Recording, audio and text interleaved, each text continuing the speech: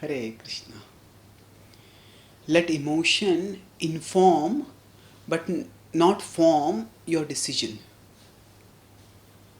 Our emotions are a big part of who we are, but not all our emotions are reflective of our best part, and they don't necessarily, often quite frequently they don't take us to they don't bring out the best in us, they don't take us towards the best course of actions.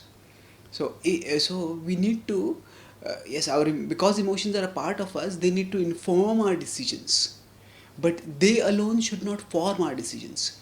If we decide everything based on our emotions alone, then because our emotions change with our moods, then our decisions will also flicker with our mood swings, and we'll not be able to focus or do anything substantial. We will not be able to be sustainably successful in our life.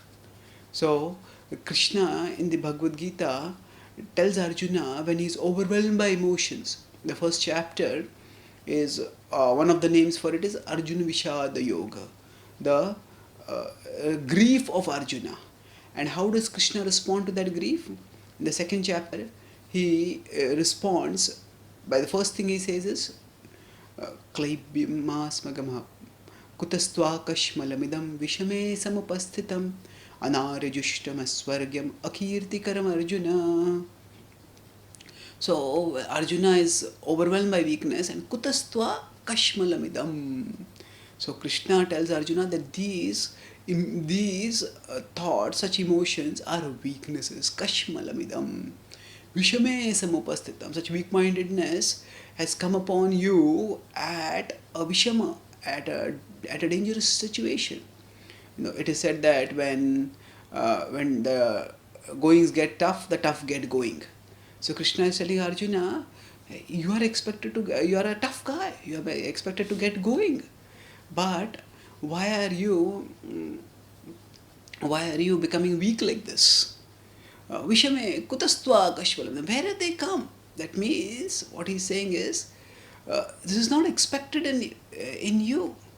Suppose a person has a proven track record of, say, excellence in doing a particular activity, and then suddenly a person starts acting sloppily. We may wonder what is happening. Suppose a person is an excellent bowler, and one day suddenly that person seems to not know how to bowl at all. So you wonder what has happened, what has gone wrong. You are a class player. Yours is a class act. What has happened today? So like that, Arjuna is being asked over here. Here, kutastha kashmalam. Where have these weaknesses come upon you? Don't let these weaknesses uh, affect you. And Krishna is taking from emotion as the basis of decision to deliberation. Deliberation of what? Deliberation basically means serious, deep thinking, sustained thinking. So deliberation about the consequence. And the consequence, he says, anaryajushtam swargyam akirtikaram Arjuna. So he says, this is not befit you, O Arjuna, that you are not, you are Arya. You are meant to understand the spiritual values of life and know that life is meant to be lived in a way that is spiritually progressive, not just emotionally one gets tossed here and there. And he says, deliberate further on the consequences.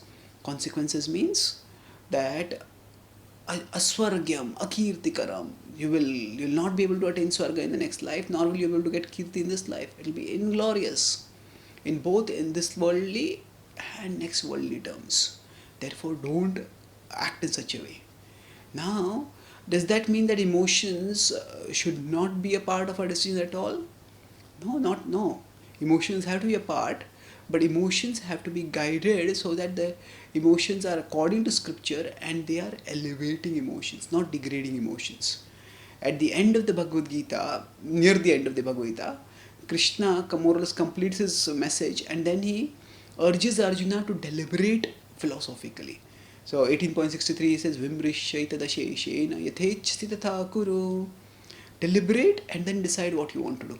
But immediately after that, in 18.64, he states that now, O Arjuna, consider he says he gives some considerations for Arjuna to direct his deliberation.